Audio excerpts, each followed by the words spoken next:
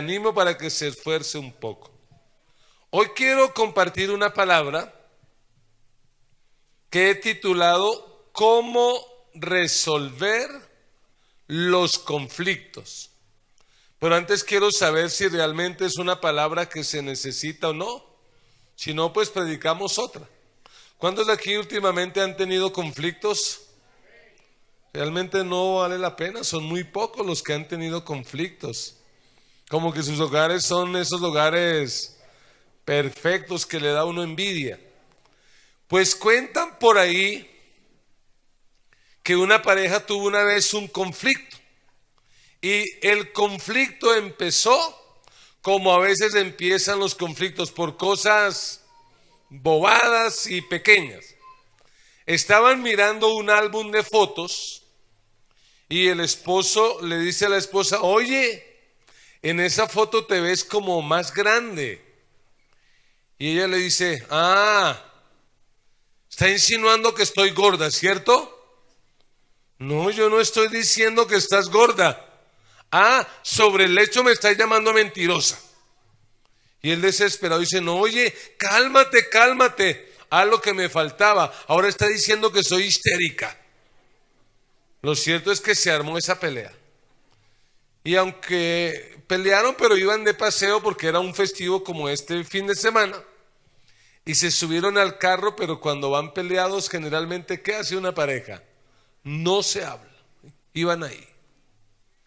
Y en lugar de reconciliarse, se echaban más pullas, se echaban vainazos, indirectazos, hasta que por la carretera pasaron por enfrente de un criadero de cerdos. Y ella, para ofender a su esposo, le dice: yo no sabía que usted por aquí tuviera familiares. Y él le dice: ¿cómo te parece que sí? Mis suegros viven por aquí. Y por supuesto la pelea se agrandó todavía más. Hay una realidad muy triste, y es que pareciera ser que los colombianos en el mundo tenemos fama de peleones. Tenemos fama de estar siempre peleando. Y no es gratuito. Toda vez que somos el país que tiene el conflicto armado más antiguo de América Latina. Un conflicto armado que lleva más de 50 años. Más de 50 años. Imagínense que un estudio reveló que desde 1958 hasta el 2015, por cuenta de ese conflicto armado, han muerto 250,000 personas. ¿Se imagina la cantidad? Y que de esas 250,000, 178,000 son civiles. Es decir, personas que no tienen nada que ver con ese conflicto. Los expertos dicen que ese conflicto surgió por cuestiones de injusticia social. Otros dicen que surgió por problemas de partidismo político. Lo único cierto es que ese conflicto, ¿qué ha dejado a nuestro país? Ha dejado pobreza, desapariciones, desplazados, masacres, violaciones, abortos, viudas, huérfanos. Qué triste que las generaciones de estos más de 50 años han nacido en un contexto de guerra y de violencia. Pero yo creo con todo mi corazón que con la ayuda del Señor ese conflicto armado se va a terminar y Colombia será un país que vivirá en paz. Colombia será un país que vivirá en paz, en armonía, como debe ser. Lo preocupante es que los conflictos no son solamente de orden político. ¿Cuántos han tenido conflictos en el ámbito laboral? Pelear con un compañero de trabajo, con un patrón. Conflictos en el ámbito deportivo. Es tan triste que en este país, por el color de una camiseta, se mate a una persona a la cual probablemente nunca se ha conocido. conflictos en el ámbito familiar, que ustedes me dijeron que ese problema en ustedes casi es muy escaso, así que voy a contar mejor lo que a mí me toca vivir,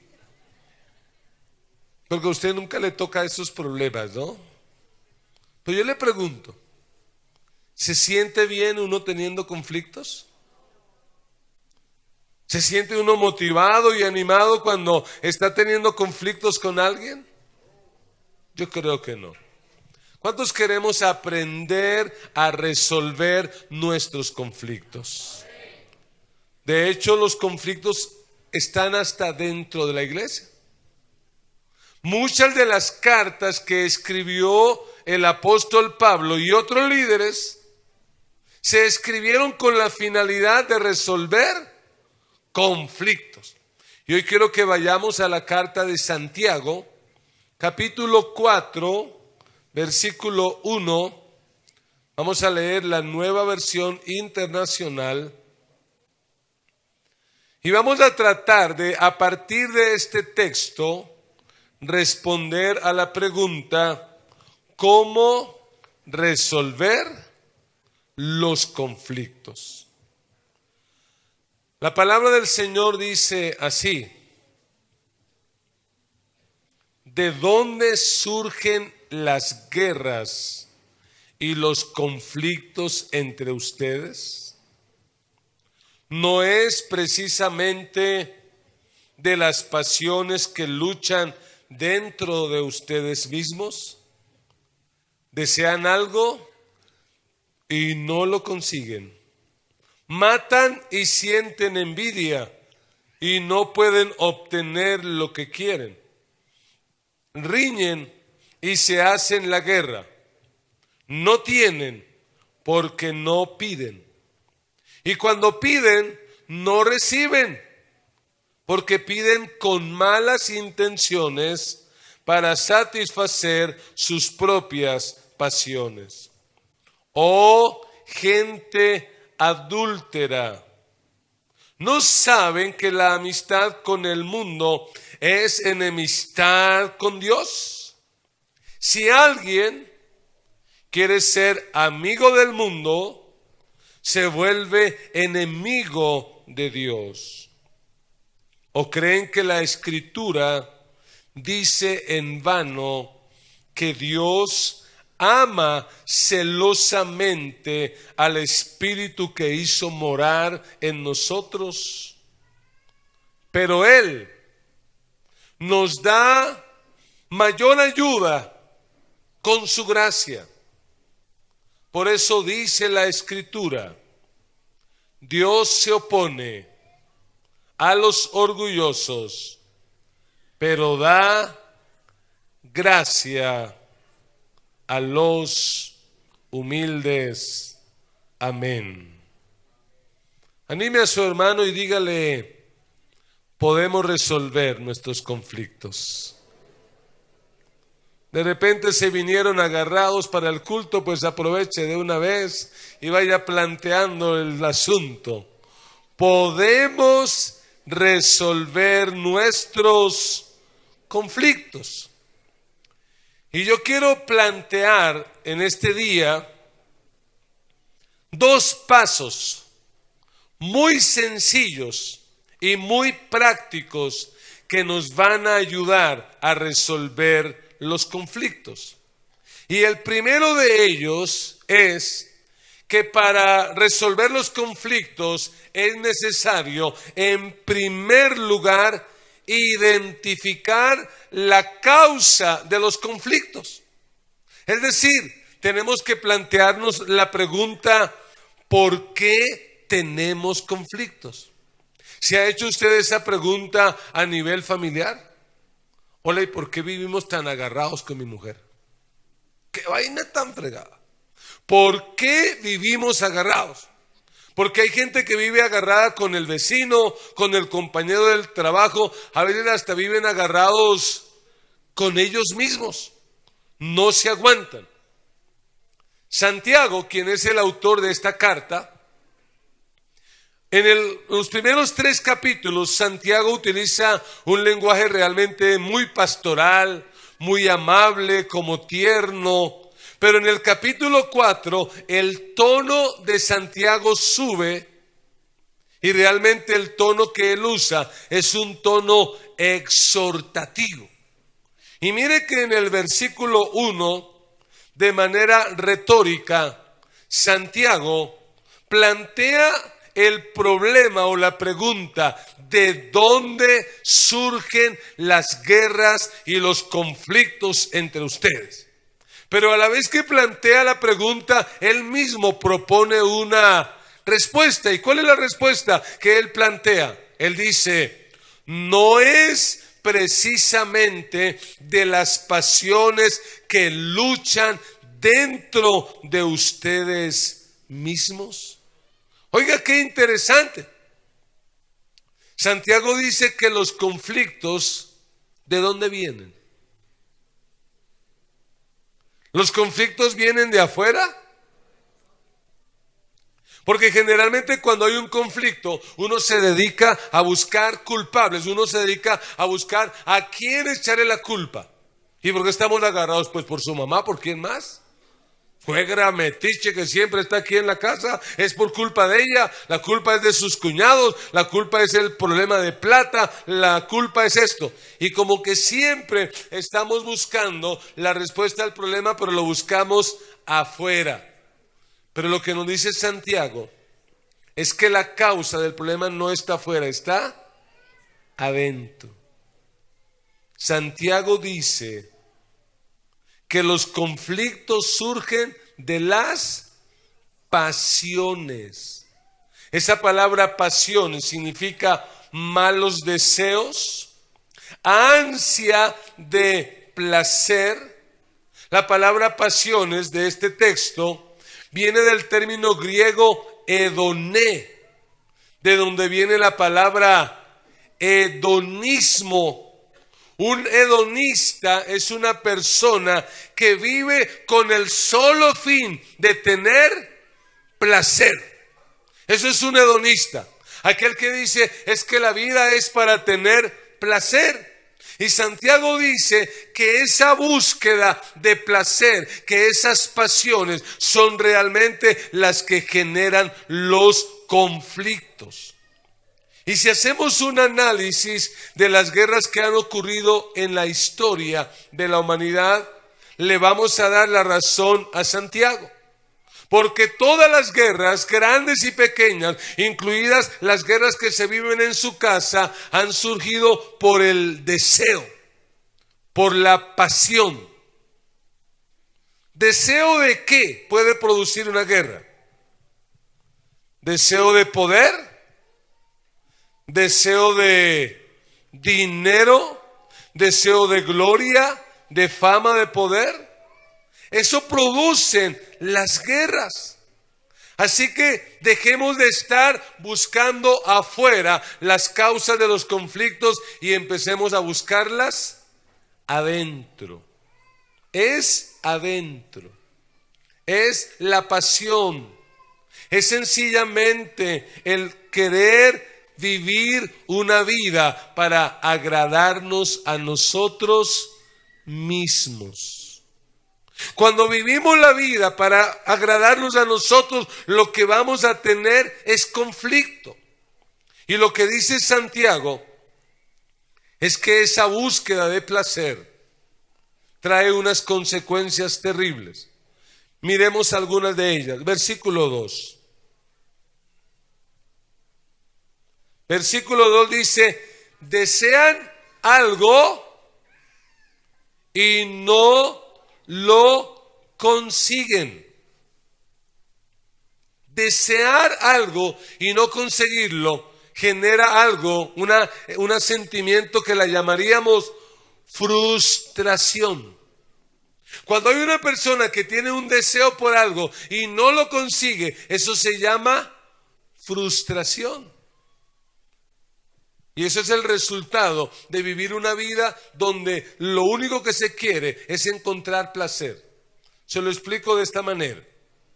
Uno encuentra personas que se casan, que deciden establecer una relación matrimonial y con el poco tiempo o el largo tiempo lo que uno encuentra son parejas que están frustradas. ¿Por qué? Porque generalmente cuando están en la etapa del noviazgo se proponen unos ideales o unas expectativas muy altas. Y tengo que decirlo honestamente, mayormente las mujeres. Las mujeres viven con ese sueño. ¿Cuál es el sueño de ellas? El príncipe azul. Y dicen, no, yo me voy a casar y voy a ser feliz. Y se casan. Y luego que se casan, empiezan a conocer a esa persona. ¿Y qué descubren? Que no era como ella quería. Entonces se frustran. Por eso es que las suegras les dicen a sus hijos, refiriéndose a la esposa de su hijo, ¿qué le dice? ¿Sí vio mi hijo? No era. Y por eso es que muchas después de que se casan entienden por qué a ese compañerito lo llamaban novio. Porque no vio que no era. ¿Usted no vio que no era? Y se frustran. Pero no se queda solo ahí. El versículo 2 dice, matan y sienten envidia y no pueden obtener lo que quieren. Riñen y se hacen la guerra.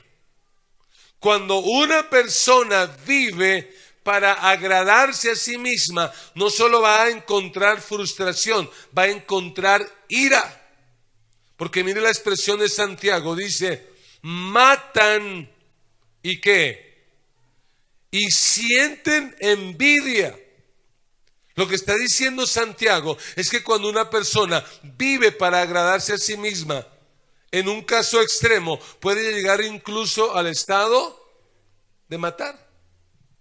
¿No ha visto esta sociedad? ¿Cuántos crímenes hay y se producen sencillamente porque la persona está tan obsesionada por lo que quiere que lo va a conseguir así le cueste matar a alguien? Dice en el versículo 2, la última parte, no tienen. ¿Y por qué no tienen? Porque no piden. ¿Por qué no tienen? Mire, cuando una persona enfoca su vida y lo hace sencillamente para satisfacerse a sí misma, es una persona que poco o nada ora. Porque quiere conseguir lo que quiere, pero lo quiere conseguir en sus fuerzas y lo quiere conseguir a su manera. Por eso poco va a orar esa persona.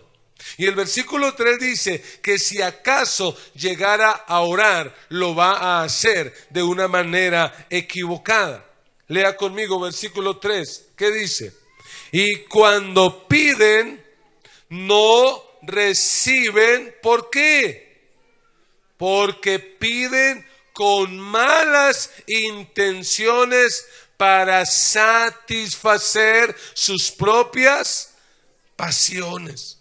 Así que cuando la persona se centra en sí misma, empieza a tener oraciones incorrectas, oraciones que no van a tener la respuesta que se quiere, porque son oraciones que se hacen sencillamente para alimentar las pasiones. Y a veces hay cristianos que oran y piden cosas, pero las piden motivados por la envidia. Ah, si él puede, yo también. Si Dios le dio carro a esa persona, pues que me lo dé a mí también. Son oraciones hechas con una motivación incorrecta. Dios, dame un carro para poder ir al pueblo donde yo nací. Y que cuando me vean llegar en ese carro, les pique la cobarde envidia. Que se den cuenta que yo también pude. Que se den cuenta que yo progresé y que yo prosperé. Hermanos, reconozcamos en este día que son nuestras pasiones las que generan conflictos. Que realmente si vivimos agarrados permanentemente es sencillamente porque adentro de nosotros hay unas pasiones y hay unos deseos incorrectos que queremos satisfacer a como dé lugar. Y esto es tan delicado que Jesús dijo que este afán por buscar el placer ahoga la palabra. Mire lo que el Señor dijo, Lucas 8:14. La que cayó entre espinos, hablando de la palabra. Estos son los que oyen, pero yéndose son ahogados por los afanes, las riquezas y ¿qué más? ¿Qué hace el afán, la riqueza y el placer? ¿Qué hace? Ahoga la palabra e impide que podamos dar fruto. Mire, hay un caso del Antiguo Testamento y es Moisés. Moisés hasta los 40 años vivió en el palacio del faraón. De hecho, él era el candidato para ser el próximo faraón. Y Moisés hasta los 40 años tenía a su disposición todas las riquezas, todos los placeres, todos los deleites. Pero él un día tuvo que tomar una decisión. Y el escritor a los Hebreos en el capítulo 11, versículo 24, nos menciona la decisión que tomó Moisés. La palabra del Señor dice así: por la fe Moisés, hecho ya grande, rehusó llamarse hijo de la hija del faraón, escogiendo antes ser maltratado con el pueblo de Dios que ¿qué cosa? Que gozar de los deleites temporales del pecado. Moisés llegó a una época en su vida en que dijo: tengo dos opciones. ¿Cuáles son las dos opciones? El placer, el deleite. Y la otra opción para Moisés, ¿cuál era? Cumplir el propósito de Dios. ¿Y qué eligió Moisés? Moisés dijo: yo elijo vivir el resto de mi vida para agradar a Dios. Aunque Moisés podía usar el resto de su vida para agradarse él mismo, él decidió vivir para agradar a Dios. Y sabe, realmente los conflictos, la raíz de los conflictos es pura cuestión de adoración. Usted tiene que decidir a quién quiere agradar. Y las opciones son solo dos. O vives para agradarte a ti mismo, y al hacerlo estás alimentando tus pasiones, que son las que generan conflictos, o vives para agradar a Dios. ¿Cuántos queremos vivir para agradar a Dios? ¿Cuántos realmente queremos vivir para agradar a Dios? Cuando yo quiero vivir para agradar a Dios, los conflictos no se van a acabar, pero se van a resolver mejor. Gracias, hermano. Los conflictos se van a resolver de una manera más rápida.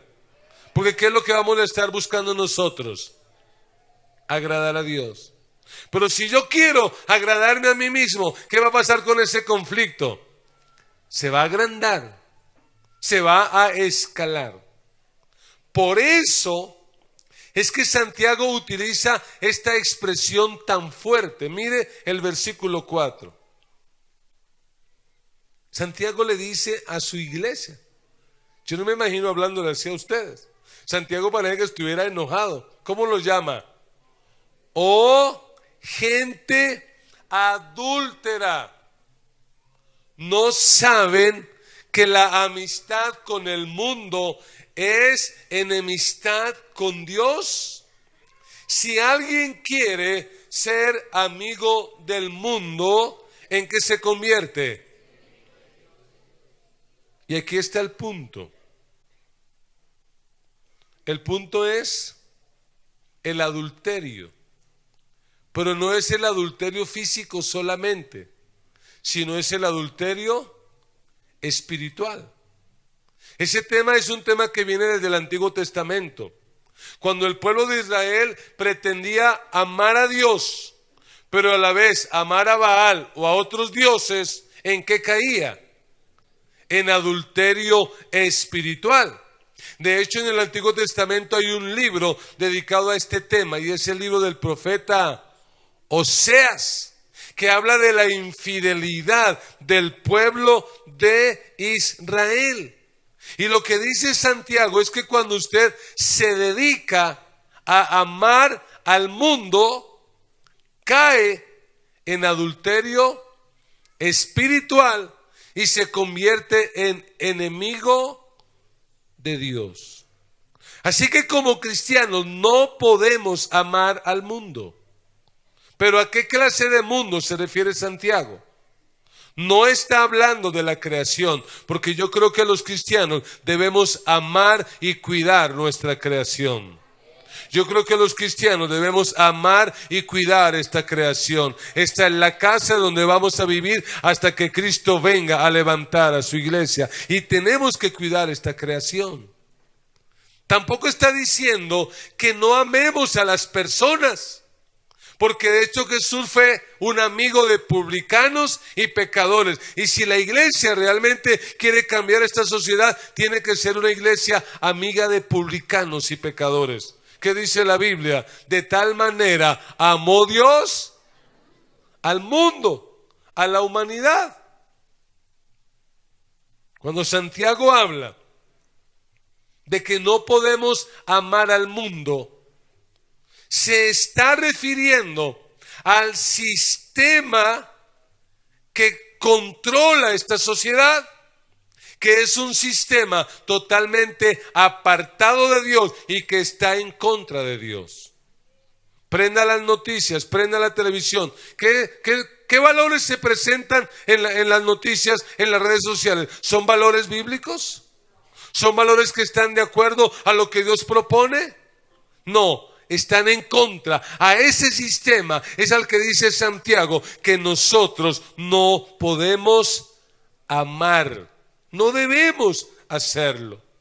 Pablo en Romanos capítulo 8 versículo 7 lo aclara un poquito más. Mire lo que dice la Biblia. Romanos 8, 7. Dice el apóstol Pablo: la mentalidad pecaminosa es enemiga de Dios, pues no se somete a la ley de Dios, ni es capaz de hacerlo. Lea conmigo el versículo siguiente, bien animado. Los que viven según la naturaleza pecaminosa, ¿qué dice? No pueden agradar a Dios. Si alguien realmente vive amando a este mundo, no va a poder agradar a Dios. ¿Sabe por qué? Porque el Dios de la Biblia, según el versículo 5, tiene una característica. Mire lo que dice Santiago. ¿O creen que la Escritura dice en vano que Dios, ¿cómo ama a Dios? Que Dios ama celosamente al Espíritu que hizo morar en nosotros. Oiga, ¿cómo ama a Dios? ¿Cuántos conocen a una persona que ama celosamente? O mejor, ¿cuántos aquí aman celosamente? Poquitos, ¿no? ¿Y qué es una persona que ama celosamente? Es alguien que la esposa le dice: oiga, mi hijo, conseguí otro. Ah, bueno, mija, cuando quiera salimos los tres. Como estamos tan influenciados por esa música pervertida de este paisita. ¿Sí? ¿Usted aguantaría eso? Mire, el que ama celosamente a veces ni consciente que mire, usted porque estaba mirando a fulano. No, yo no estaba mirando, es que es un amor celoso. Dios es un Dios tan celoso que desde el capítulo 20 de Éxodo, ¿qué dice? No tendrás dioses ajenos delante de mí. ¿Qué está diciendo Dios? Yo quiero ser el único en su vida. No te hagas imágenes de lo que está arriba, ni en la tierra, ni debajo de la tierra. ¿Y qué dice? Porque yo, Jehová tu Dios, soy un Dios como celoso, fuerte y celoso, que visita la maldad de los padres sobre los hijos. Escucha, iglesia, Dios nos ama, Dios nos quiere, pero nos quiere solo para Él. Dios no nos quiere compartir absolutamente con nadie. Dios quiere que lo amemos solo y únicamente a Él, porque si no lo hacemos vamos a caer en adulterio espiritual y nos vamos a convertir en enemigos de Dios. Así que en conclusión, la causa de los conflictos es vivir para agradarnos a nosotros mismos. Cuando tú vives una vida donde tu centro eres tú, donde la única motivación es tu placer y tu bienestar, tú vas a tener más conflictos de la cuenta. Por eso Dios dice, ese es el asunto del problema. ¿Y cómo lo podríamos resolver? ¿Cómo le vamos a responder a un Dios que es un Dios tan celoso? Un Dios que no quiere ni que le hagamos ojitos al mundo. Ay, tan lindo. Porque honestamente, aquí con sinceridad, ¿a cuántos todavía el mundo en algunas áreas les coquetea y les mueve el piso, honestamente? ¿Si hay alguien todavía? Dice, uy, tenaz, pero es que me mueve el piso. ¿Cómo lo vamos a hacer? ¿De qué manera podríamos vivir solamente para agradar a Dios? ¿Y cuántos quieren vivir solo para agradar a Dios? La buena noticia es que Dios no nos pide nada que Él no esté dispuesto a ayudarnos a cumplir. Dios no nos va a pedir nada que Él no quiera ayudarnos a que lo cumplamos. Y miren el versículo 6. Lo que Dios ha provisto para que podamos realmente agradarlo a Él y de paso resolver más fácil nuestros conflictos. Lea conmigo, ¿cómo dice la Biblia? Pero Él nos da, ¿qué cosa? Mayor ayuda, ¿con qué? Con su gracia. Por eso dice la Escritura, Dios se opone a los orgullosos, pero da gracia a los humildes. ¿Cuántos quieren vivir para agradar a Dios? ¿Cuántos quieren resolver más fácilmente sus conflictos? ¿Qué es lo que Dios nos ha provisto? ¿Cómo se llama lo que Dios nos ha dado? Gracia. ¿Cuántos necesitamos de la gracia de Dios? ¿Cuántos queremos recibir la gracia de Dios? Oiga esto. El remedio para los conflictos es la gracia. Así que si queremos realmente resolver los conflictos, tenemos que aplicar la cura para esos conflictos. Y esa cura se llama gracia. Y rápidamente vamos a ver la diferencia entre justicia, misericordia y gracia. ¿Qué es justicia? Justicia es darle a otra persona lo que ella merece. Misericordia es no darle lo que esa persona merece. Y gracia es darle lo que esa persona no merece. Se lo explico con un ejemplo.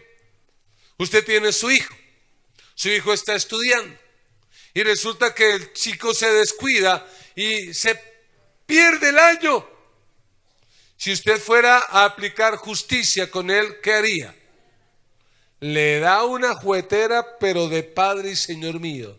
Lo corrige, le quita privilegios y le dice: eso es para que sienta. Eso es lo que usted se merece? Justicia. Si usted dice, no, no voy a ser justo, voy a aplicar misericordia, ¿qué haría? Su hijo perdió el año y usted dice, no le voy a hacer nada, que aprenda, ni le pego ni le quito privilegios. Pero si usted dijera, voy a aplicar la gracia, ¿qué sería? Sería algo así como esto. Vas al colegio, te enteras que tu hijo perdió el año y tú ¿qué dices? Bueno, para afrontar esto vamos a ir al centro comercial y te voy a comprar el celular de última tecnología que tú tanto has querido. Yo sé que muchos están diciendo, pero pastor, si él no se lo... Precisamente eso es gracia. ¿Y cuántos hemos experimentado la gracia de Dios? ¿Cuántos hemos recibido de Dios aquello que no merecíamos? ¿Y cuántos se alegran por tener un Dios como el que tenemos? Un Dios lleno de gracia y de misericordia. Un Dios que nos ama, un Dios que es bueno, un Dios que es santo, un Dios que nos ayuda. La gracia.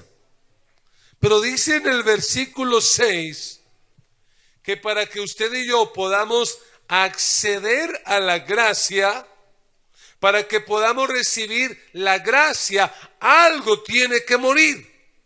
¿Y qué es lo que tiene que morir? El orgullo. Porque la Biblia dice que Dios se opone. ¿A quién se opone? Pero le da gracia ¿a quién? Y hablando de conflictos,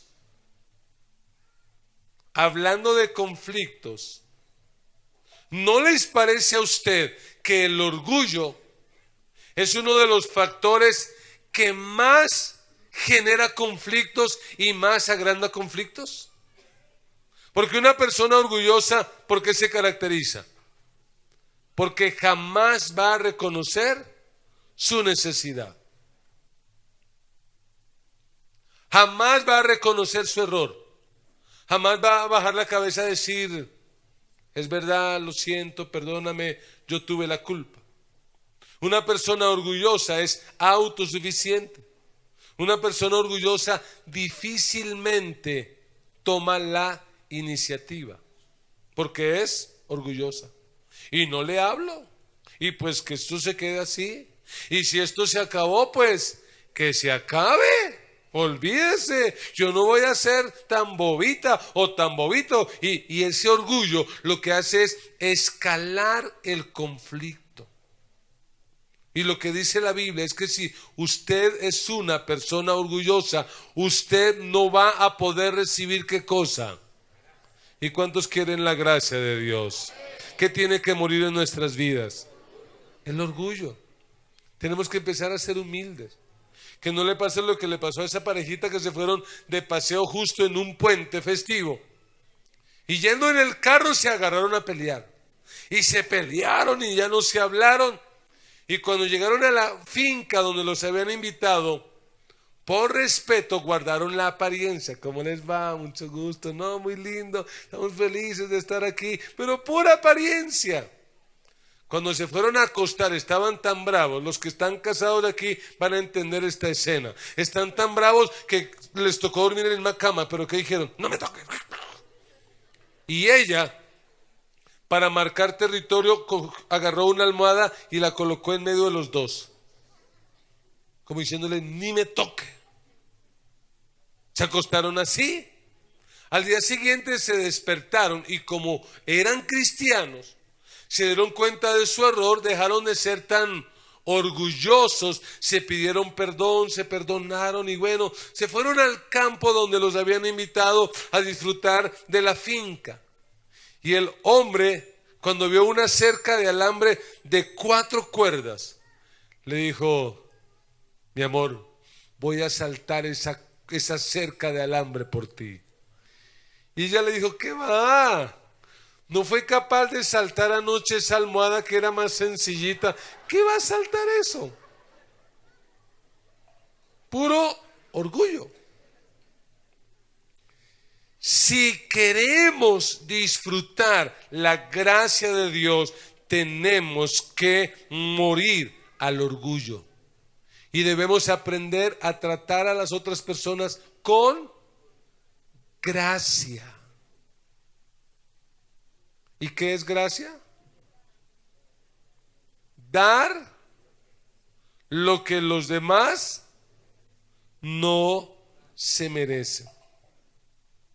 ¿Y qué implica esto?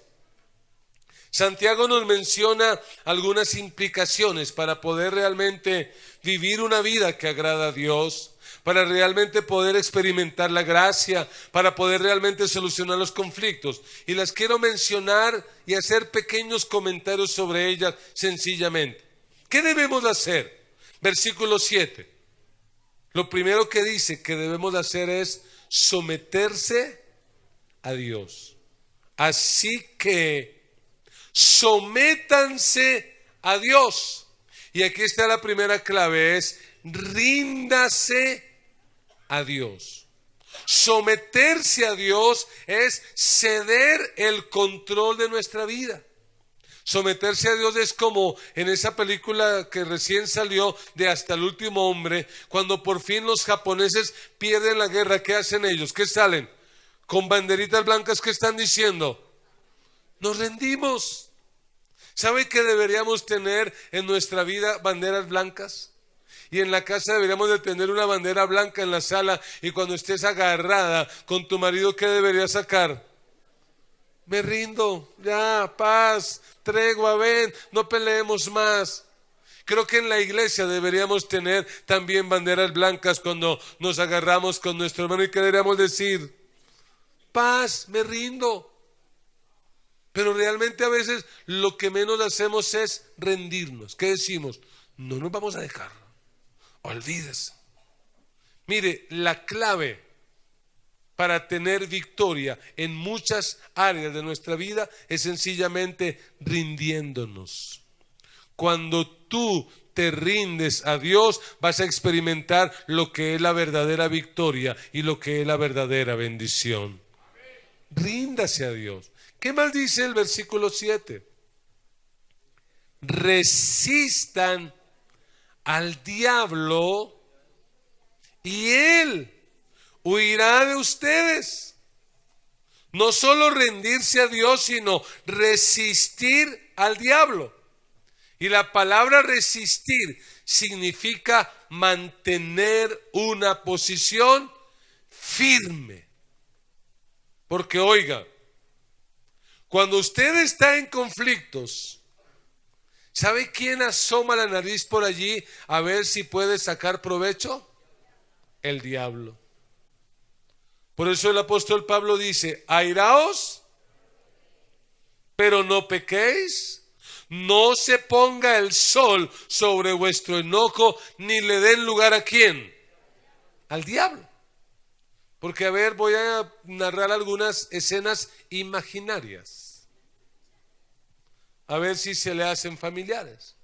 Pero usted se agarra con su marido y usted empieza a escuchar una voz, déjelo, sepárese, de harto le sirve semejante a remuesco.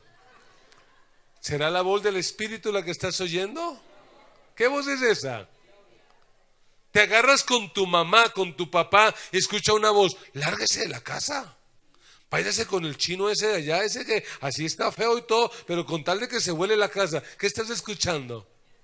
Esa no es la voz de Dios, es la voz del enemigo. Y frente a eso tenemos que aprender a tener una posición firme y a resistirlo como lo hizo Jesús, que en pleno desierto, cuando Satanás vino a atacarlo y a tentarlo, Jesús le resistió y le dijo, no, porque escrito está, no solo de pan vivirá el hombre, sino de toda palabra que sale de la boca de Dios. De esa manera Cristo derrotó a Satanás porque lo resistió. Si tú lo resistes, dice Santiago, que él ¿qué va a hacer? Va a huir. Mire, esto de la guerra espiritual que tanta gente habla, no se trata de agarrarnos a puños con el diablo. ¿Qué es lo que tenemos que hacerlo? Resistirlo, y cuando lo resistimos, él se va. ¿Qué más hay que hacer? Versículo 8. Acérquense a Dios y Él se acercará a ustedes. Y no falta algún cristiano bien peleón que dice, ¿y por qué tengo que acercarme yo? Que se acerque Dios. Porque así somos. Cuando generalmente tenemos conflictos, el orgullo se evidencia en que no queremos tomar la iniciativa. ¿Y qué decimos? Pues que venga él y me busque. Que venga ella, yo no voy a ir. Finalmente el del problema es él y de malas, y así estamos. Y a veces hasta así somos con Dios. ¿Y qué dice Dios? ¿Quieres realmente vivir para agradarme? ¿Quieres realmente encontrar respuesta a las cosas? ¿Qué tienes que hacer? Acércate. Da el primer paso. Y cuando tú te acerques a Dios, Dios se va a acercar a ti. Y cuando Dios se acerca, Él nunca viene con las manos vacías. Él viene con respuestas, Él viene con bendición, Él viene con solución. Alabado sea Dios. Acérquese a Dios. Pero a veces en momentos de conflicto lo que hacemos es todo lo opuesto. Tenemos un conflicto y en lugar de acercarnos, ¿qué hacemos? Nos alejamos, porque estamos escuchando voces incorrectas que ¿qué nos dicen? ¿De qué les sirve ir a la iglesia? De harto les sirve, ¿no? Ahí está haciéndole morcillas al diablo. No ha logrado nada y nos alejamos. No. La próxima vez que tenga un conflicto, en lugar de alejarse de Dios, acérquese a Dios. Busque un lugar a donde orar, a donde escuchar la palabra y a donde poder encontrar la respuesta que Dios tiene para su vida y para su necesidad. Acérquese a Dios. Esto es cuestión de adoración. Los conflictos se arreglan no peleando, los conflictos se arreglan acercándose a Dios. ¿Y qué más dice la Biblia? Usted, pecadores, límpiense las manos. Ustedes los inconstantes, purifiquen su corazón. Reconozcan sus miserias, lloren y lamentense, que su risa se convierta en llanto y su alegría en tristeza. ¿Sabe una cosa? Tenemos que demostrar verdadero arrepentimiento. Tenemos que demostrar que realmente nos duele lo que está pasando. Cuando dice limpien las manos, tenemos que recordar lo que decía el salmista: Señor, ¿quién entrará a tu santuario? ¿Y qué respondía él? El limpio de manos y puro de corazón, el que no ha elevado su alma a cosas vanas. ¿Sabe? La mayoría de los conflictos son causados por el pecado, por unas malas conductas, por malos hábitos. Y si queremos resolverlo, tenemos que empezar a resolver el pecado que nos lleva a tener tantos problemas. Pero hay algo más, versículo 10, perdón. Humíllense. ¿Delante de quién? ¿Y qué hará el Señor? Y yo pregunto, ¿en un conflicto la tendencia carnal humana es a humillarse? ¿Qué es lo que nos dice por allá la naturaleza pecaminosa? No se deje, no se quede callado, denuncie. Y somos así como fuertes. ¿Qué es lo que dice aquí? En lugar de eso, humíllese. ¿Delante de quién? ¿Y qué va a hacer el Señor? Versículo 11. Hermanos, no hablen mal unos de otros. ¿Y cuál es la tendencia cuando tenemos peleas? Hablar mal. Hermana, no hable mal de su marido cuando esté peleando con él. Y los hermanos dicen amén. Si es que es terrible. No hable mal de su hermano cuando esté peleando con su hermano. Si es que es que cristiano, y usted viera los problemas que tiene en el hogar, y usted viera los problemas que tiene en su familia, y usted viera esto, y hablar y hablar. Mire, la Biblia dice, no hablen mal unos de otros, no hable mal de su hermano. La palabra aquí, hablar mal, es calumniar. ¿Y sabe a quién le han colocado ese apodo de calumniador? ¿Quién es el calumniador por excelencia?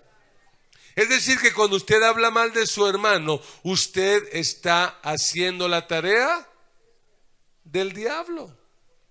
Siga leyendo. Si alguien habla mal de su hermano o lo juzga, habla mal de la ley y la juzga. Y si juzgas a la ley, ya no eres cumplidor de la ley. ¿Qué eres? Juez. Cuando tú te dedicas a hablar mal, te vuelves un juez. Versículo 12.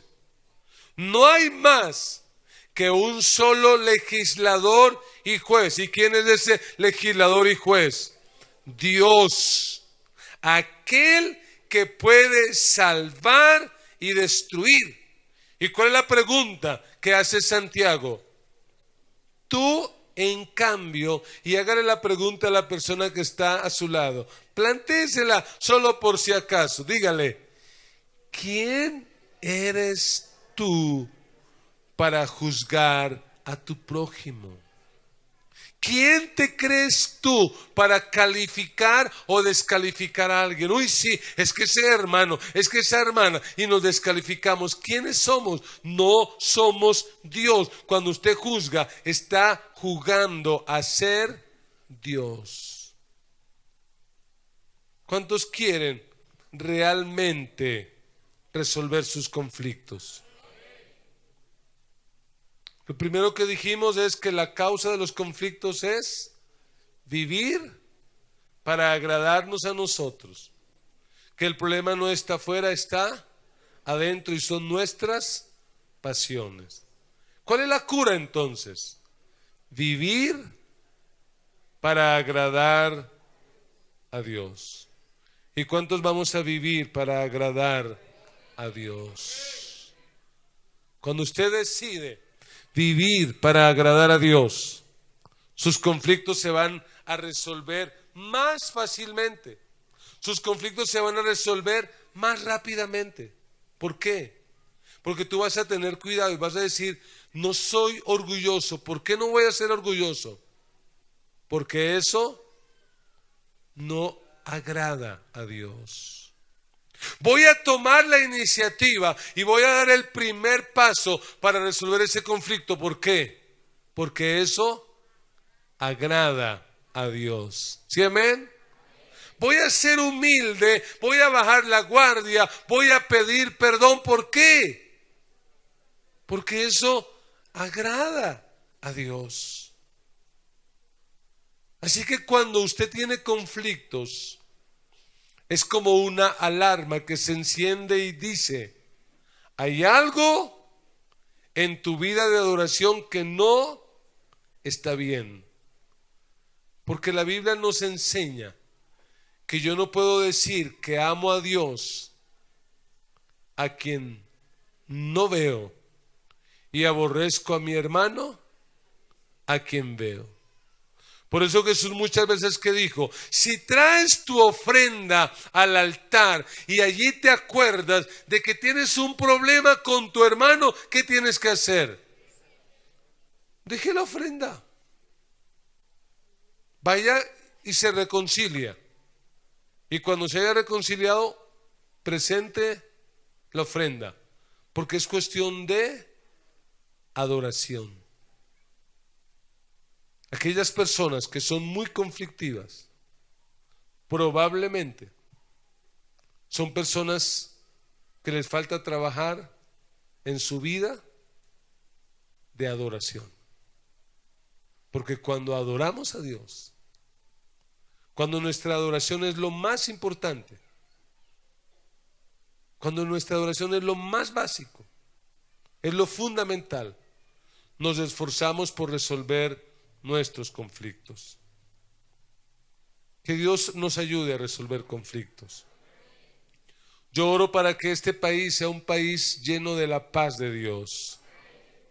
Pero aunque en este país se acabe el conflicto armado, vamos a tener otros conflictos en la familia, en el trabajo, en la iglesia.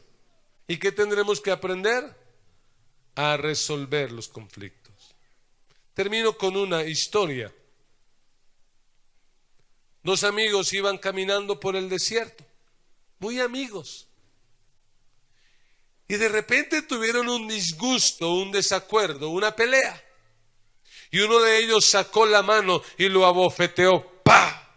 Le dio una bofetada, y el otro, aunque quería reaccionar, pero no lo hizo, agarró y escribió en la arena: hoy mi amigo me ha dado una bofetada. Lo escribió en la arena y siguieron.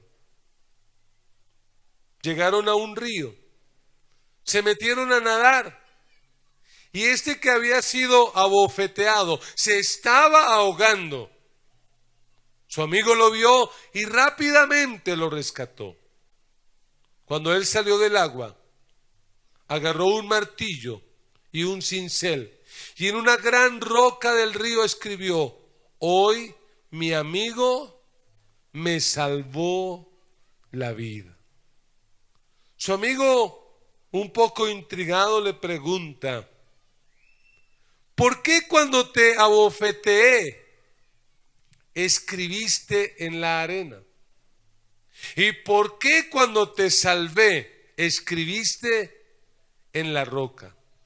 Y él dijo: porque la ofensa que me causaste la he escrito en la arena para que el viento fácilmente la borre y se la lleve. Pero el acto de haberme salvado lo escribí en la roca porque no quiero que se olvide jamás. Y yo me pregunto, ¿por qué será que nosotros nos olvidamos tan rápido de los favores que otros nos hacen? Nos olvidamos tan rápido, pero nos cuesta trabajo olvidar las ofensas y heridas. ¿Por qué será que nosotros somos más dados al rencor que a la gratitud? ¿Cómo sería nuestra iglesia? ¿Cómo sería nuestra familia si olvidáramos tan rápido las ofensas como a veces olvidamos los favores? Que Dios nos ayude a olvidar rápidamente las ofensas y a recordar siempre los favores. Amada iglesia, cuando vivimos para agradar a Dios, los conflictos se van a resolver más rápido y mejor. Y en el caso de que el conflicto no se resuelva, ¿sabe qué va a poder tener usted en su corazón? Paz. Porque usted va a decir: ese conflicto ya no depende de mí.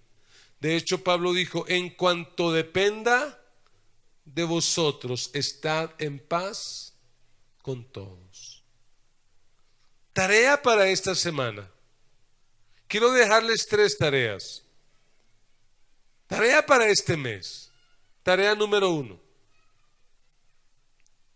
Identifique y combata sus deseos. Porque ¿qué es lo que causa los conflictos? Las pasiones. Así que lo primero que vas a hacer es identificar y combatir esos deseos, esas pasiones que hay en tu vida que te generan tanto conflicto. A veces no solo con la gente, sino con usted mismo. Segundo, en todo lo que haga, viva siempre para agradar a Dios. Agrade a Dios en todo. Todo lo que haga, lo que usted diga, hágalo para agradar a Dios. Y 3, y probablemente lo más importante, trate con gracia a los demás.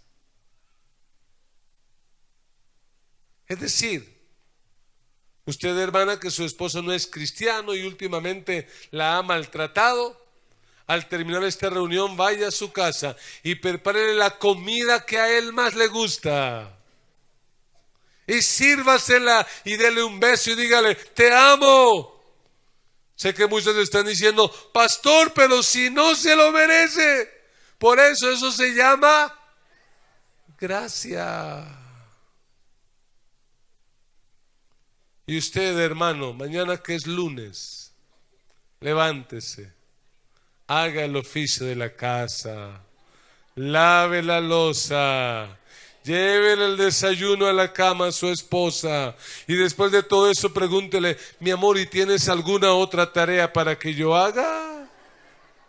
Pastor, no, eso no se lo merece. Por eso se llama gracia. Los conflictos son una oportunidad para crecer y para agradar a Dios.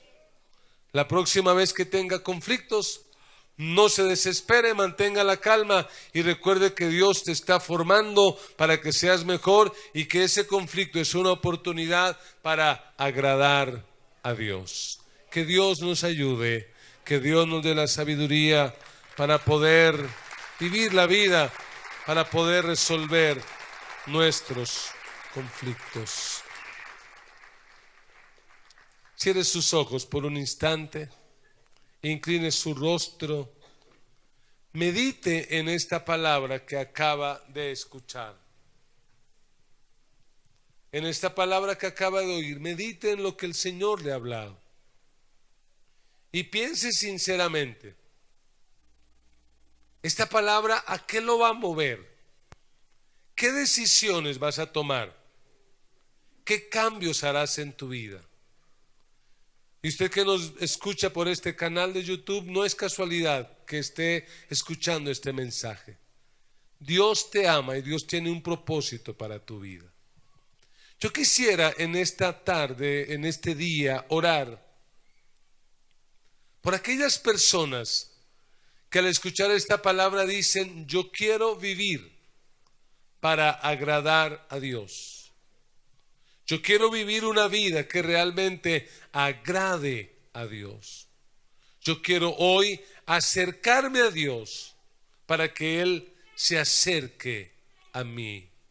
Si hay algún amigo entre nosotros, alguna persona que nos visita y hoy quiere tomar esa decisión de manera voluntaria, donde quiera que esté, hágamelo saber levantando una de sus manos. Usted que dice, yo necesito acercarme a Dios. Yo quiero que Dios haga algo en mi vida. Yo quiero acercarme a Él. Con su manito levantada, allí donde está, y con todo el corazón, repita conmigo esta oración y hágalo de todo corazón. Diga conmigo, Padre Celestial, en esta tarde, yo reconozco que he pecado, he hecho lo malo delante de tus ojos, me arrepiento y te pido perdón. Señor Jesús, gracias por morir en la cruz por mis pecados. Perdóname, lávame con tu sangre, escribe mi nombre en el libro de la vida y no lo borres jamás, para que cuando yo muera o tú regreses, yo pueda estar siempre contigo. Gracias, Jesús. Amén y amén. Damos un aplauso al Señor por las vidas que hoy se acercan a Dios, se reconcilian con el Señor. Queremos pedir a los amigos un segundo favor. Regálenos 3 minutos. Queremos tomar su nombre. Queremos orar por usted.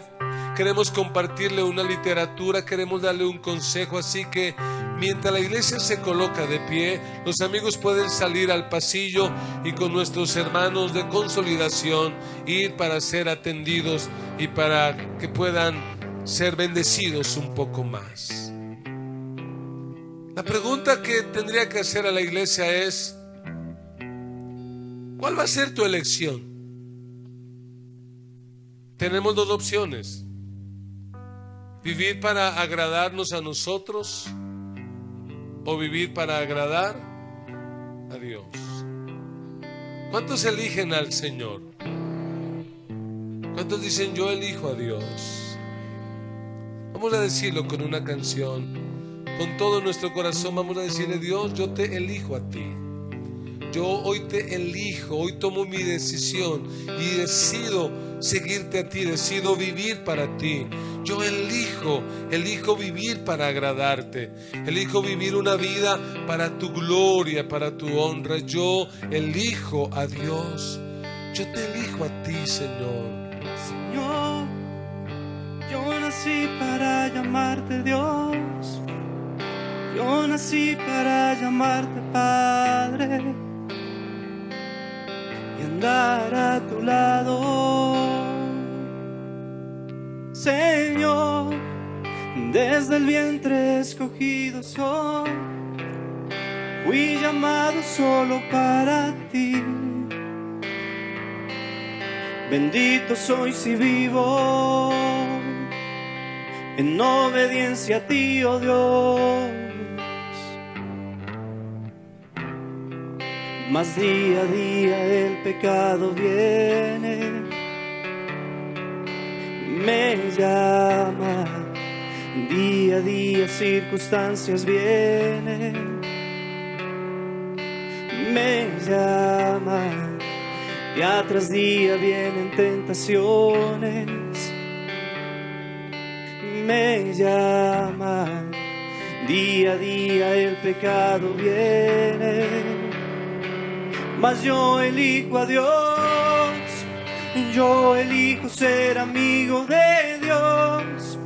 Yo elijo a Cristo día tras día. Ya moría mi vida, ahora vivo la vida de Dios. La iglesia le dice: mas yo elijo a Dios. Yo elijo ser amigo de Dios. Yo elijo a Cristo día tras día. Ya moría mi vida, ahora vivo la vida de Dios. Una vez más decimos: Señor, yo nací para llamarte Dios. Yo nací para llamarte Padre y estar a tu lado. Señor, desde el vientre escogido soy, fui llamado solo para ti. Bendito soy si vivo en obediencia a ti, oh Dios. Mas día a día el pecado viene, me llama. Día a día circunstancias vienen, me llama. Día tras día vienen tentaciones, me llama. Día a día el pecado viene, mas yo elijo a Dios. levante sus manos y dígalo: yo elijo ser hijo de Dios. Yo elijo a Cristo día tras día. Ya moría mi vida, ahora vivo la vida de Dios. Mas yo elijo a Dios. Mas yo elijo a Dios. Sí. Yo elijo ser amigo de Dios. Yo elijo a Cristo día tras día. Ya moría mi vida, ahora vivo la vida de Dios. La vida de Dios. Mientras la música suena, dígalo con sus propias palabras. Padre, en esta hora te damos gracias. Gracias por hablar a nuestras vidas, por hablar a nuestros corazones. Gracias, Señor, porque cuando tú nos hablas, esperas de nosotros una respuesta, un cambio, una transformación. Y hoy, Señor, nos comprometemos con esta palabra. Te pedimos perdón, Señor, porque indudablemente en medio de los conflictos no hemos buscado agradarte a ti. Perdónanos, Señor, porque en medio de los conflictos lo que hemos hecho es querer agradarnos nosotros, agradar nuestra naturaleza pecaminosa, alimentar nuestro orgullo, nuestra soberbia. Perdónanos, Señor. Perdónanos, Dios. Hoy te pedimos perdón. Te pedimos que nos des tu gracia que nos va a ayudar a resistir al diablo. Hable con Dios, haga su propia oración y dígale al Señor, de acuerdo a su necesidad, cuál es su petición, qué le pide a Dios. Así como dice Santiago, no reciben porque no piden, o piden mal para sus propios deleites. Pídale al Señor en esta hora: Señor, cambia mi corazón, Señor, cambia mi mentalidad, cambia mi manera de vivir, cambia mi manera de ver la vida, mi manera de actuar. Señor, permite que yo pueda vivir con gracia y que con esa gracia yo pueda tratar a los demás. Señor, que con esa gracia yo pueda tratar a los demás, tratar a las demás personas. Señor, dame gracia para tratar al que se equivoca. Dame gracia para tratar al que falla. Dame gracia para tratar a mi familia, a mi esposa, al esposo, a los hijos. Dame gracia, Señor. Ayúdame a ser un agente de gracia. Ayúdame a cambiar. Ayúdame a ser una persona diferente. Señor, yo oro por aquellos que en este día probablemente están teniendo conflictos, problemas y dificultades. Te pido, Señor, que les ayudes, que les des gracia. Señor, pon tu mano en ese matrimonio que no funciona bien. Pon tu mano en esa relación entre hermanos que no funciona bien. Pon tu mano en esa relación de padres e hijos que no funciona bien. Y permite, Señor, que durante este mes de julio podamos crecer y podamos resolver nuestros conflictos. Y que en los conflictos podamos agradarte a ti, no a nuestro ego, sino a ti. Y que en los conflictos podamos responder con gracia, darle a los demás aún aquello que ellos no se merecen. Señor, bendice tu iglesia, llévala en paz, llévala en bendición, y permite que esta palabra pueda ser hecha carne en sus vidas. La gracia de nuestro Señor Jesucristo, el amor de Dios nuestro Padre y la comunión del Espíritu Santo sea sobre cada uno de nosotros. Y todos con alegría decimos amén.